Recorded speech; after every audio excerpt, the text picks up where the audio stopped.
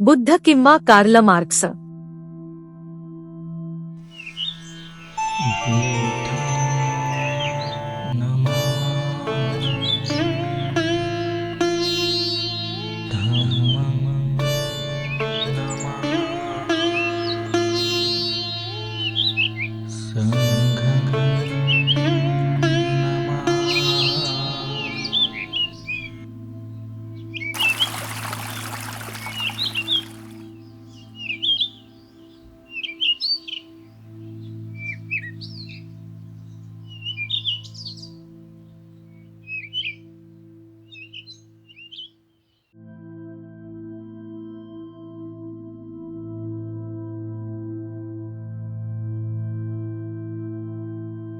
हुकुमशाहीचे उदाहरण घेऊया. हुकुमशाहीचे उद्दिष्ट क्रांतीला शाश्वत क्रांती बनवणे हे असते. हे एक महत्त्वपूर्ण उद्दिष्ट आहे.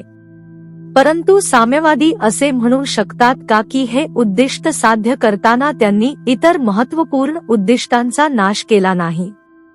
हुकुमशाहीची व्याख्या अनेकदा स्वातंत्र्य नसणे किंवा संसदीय शासन पद्धती नसणे अशी केली जाते. या दोन्ही व्याख्या पूर्णपणे स्पष्ट नाहीत. संसदीय शासन पद्धती असतानाही स्वातंत्र्य नसतेच असे नाही, कारण कायद्याचा अर्थच स्वातंत्र्यावर काही प्रमाणात मर्यादा असणे असा होतो. हुकुमशाही आणि संसदीय शासन पद्धती यांच्यातील फरक यातच आहे. संसदीय शासन पद्धतीत प्रत्येक नागरिकाला सरकारने स्वातंत्र्यावर घातलेल्या निर्बंधांवर टीका करण्याचा अधिकार असतो. संसदीय शासन पद्धतीत तुमचे कर्तव्य आणि अधिकार दोन्ही असतात, कायद्याचे पालन करण्याचे कर्तव्य आणि त्यावर टीका करण्याचा अधिकार. हुकुमशाहीत केवळ आज्ञा पाळण्याचे कर्तव्य असते, परंतु त्यावर टीका करण्याचा अधिकार नसतो. कोणाची साधने अधिक प्रभावी आहेत? आता आपण हे पाहिले पाहिजे की कोणाची साधने अधिक टिकाऊ आहेत. बळाचा वापर करून चालवले जाणारे शासन आणि नैतिक वृत्तीवर आधारित शासन यांपैकी एकाची निवड करावी लागते. बर्कने म्हटल्याप्रमाणे बळ हे काही कायमस्वरूपी साधन असू शकत नाही. अमेरिकेशी सलोखा साधण्याबाबतच्या आपल्या भाषणात त्याने हा एक अविस्मरणीय इशारा दिला होता. सर्वप्रथम, महोदय, मला हे नमूद करू द्या की केवळ बळाचा वापर हा तात्पुरता असतो. त्यामुळे क्षणभर दडपशाही करता येईल, पण त्यामुळे पुन्हा दडपशाही करण्याची गरज संपत नाही आणि ज्या राष्ट्राला सत्य जिंकावे लागते त्याचे खऱ्या अर्थाने शासन केले जात नाही. माझा पुढचा आक्षेप त्याच्या अनिश्चिततेबद्दल आहे. दहशत हा नेहमीच बळाचा परिणाम असतो असे नाही आणि केवळ शस्त्रसज्जता म्हणजे विजय नव्हे. जर तुम्ही यशस्वी झाला नाही तर तुमच्याकडे दुसरा कोणताही पर्याय उरत नाही, कारण सलोख्याचा प्रयत्न अयशस्वी झाल्यास बळाचा पर्याय उरतोच. परंतु बळाचा वापर अयशस्वी झाल्यास सलोख्याची कोणतीही आशा उरत नाही. सत्ता आणि अधिकार कधीकधी सौजन्याने मिळवता येतात, पण पराभूत आणि हतबल झालेल्या हिंसेद्वारे ते कधीही भिकेसारखे मागून मिळवता येत नाहीत. बळाच्या वापराबाबत आणखी एक आक्षेप असा की ज्या गोष्टीचे जतन करण्याचा तुम्ही प्रयत्न करता त्या प्रयत्नांमुळेच तिचे नुकसान होते.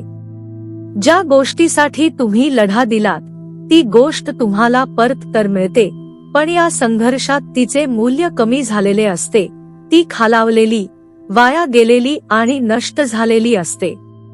भिक्खूंना उद्देशून दिलेल्या एका प्रवचनात बुद्धांनी धर्माधिष्ठित शासन, न्याय शासन आणि कायद्याचे शासन म्हणजेच बळाचा वापर यांमधील फरक स्पष्ट केला आहे. आपल्या बांधवांना उद्देशून ते म्हणाले, 2 बांधवांनो, फार पूर्वी स्ट्रॉंगटियर नावाचा एक सार्वभौम सम्राट होऊन गेला. तो धर्माने, न्याय मार्गाने राज्य करणारा, पृथ्वीच्या चारही दिशांचा स्वामी, विजेता आणि आपल्या प्रजेचा रक्षक होता. तो दिव्य चक्राचा, सेलेस्टियल व्हील स्वामी होता. त्याने ही पृथ्वी समुद्राच्या सीमांपर्यंत जिंकली होती आणि तो तिचे अधिपती म्हणून राज्य करत होता. त्याने हे राज्य शौर्याने किंवा तलवारीच्या जोरावर नव्हे, तर धर्माच्या, न्याय मार्गाच्या बळावर जिंकले होते. आता बांधवांनो, अनेक वर्षांनंतर, अनेक शतकांनंतर, अनेक हजार वर्षांनंतर राजा स्ट्रॉंगटायरने एका माणसाला आज्ञा दिली, हे बघ, ते दिव्य चक्र थोडे खाली सरकले आहे, आपल्या मूळ स्थानावरून खाली घसरले आहे, मला याची बातमी आणून दे. अनेक शतके उलटल्यानंतर ते चक्र आपल्या स्थानावरून खाली सरकलेले पाहून तो माणूस राजा स्ट्रॉंगटायरकडे गेला आणि म्हणाला, हे राजा, हे सत्य जाणून घे की ते दिव्य चक्र खाली सरकले आहे, आपल्या स्थानावरून खाली घसरले आहे. तेव्हा राजा स्ट्रॉंगटायरने आपल्या ज्येष्ठ पुत्राला, त्या राजपुत्राला बोलावले आणि असे म्हटले, हे प्रिय पुत्रा, बघ, माझे दिव्य चक्र थोडे खाली सरकले आहे, आपल्या स्थानावरून खाली घसरले आहे.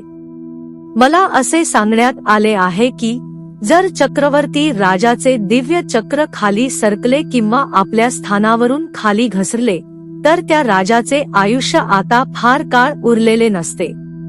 मानवी सुखांचा मी पुरेपूर अनुभव घेतला आहे, आता दैवी आनंदाचा शोध घेण्याची वेळ आली आहे. ये प्रिय पुत्रा, समुद्राने वेढलेल्या या पृथ्वीचा कारभार तू सांभाळ.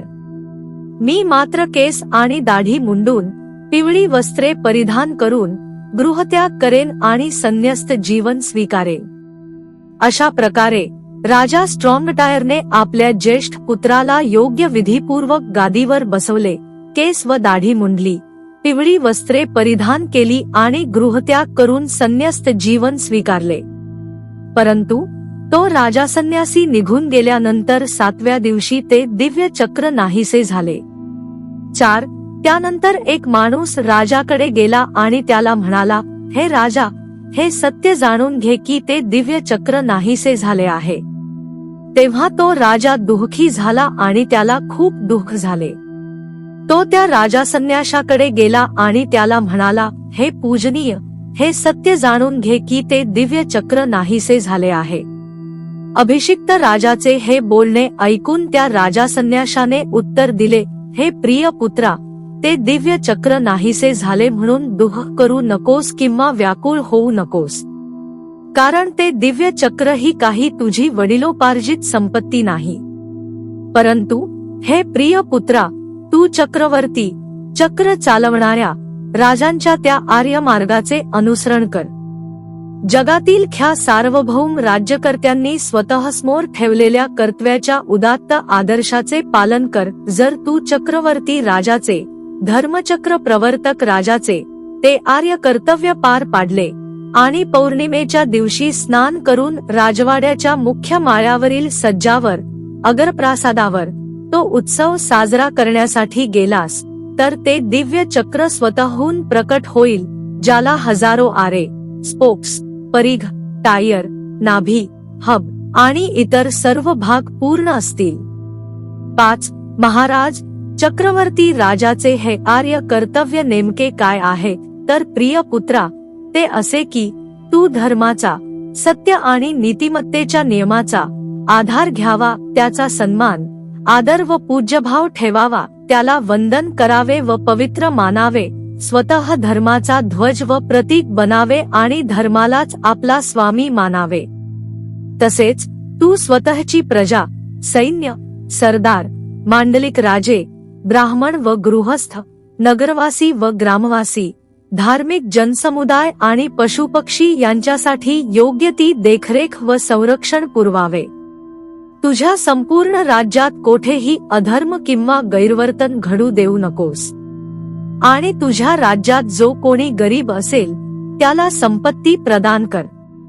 आणि प्रिय पुत्रा, तुझ्या राज्यात जेव्हा धार्मिक वृत्तीचे लोक, जे इंद्रिय सुखाच्या धुंदीतून निर्माण होणारा बेफिकीरपणा सोडून सहनशीलता व सहानुभूती जोपासतात आणि ज्यांनी स्वतःवर ताबा मिळवला आहे व स्वतःचे रक्षण करण्यास समर्थ आहेत, असे लोक वेळोवेळी तुझ्याकडे येऊन तुला प्रश्न विचारतील, जसे की काय चांगले आणि काय वाईट, काय गुन्हा आहे आणि काय नाही, काय करावे आणि काय करू नये, आणि कोणत्या कृतीचा परिणाम दीर्घकाळात हिताचा किंवा अहिताचा होईल, तेव्हा तू त्यांचे म्हणणे ऐकून घ्यावेस, त्यांना वाईट मार्गापासून परावृत्त करावेस आणि चांगल्या मार्गाचा अवलंब करण्यास सांगावे.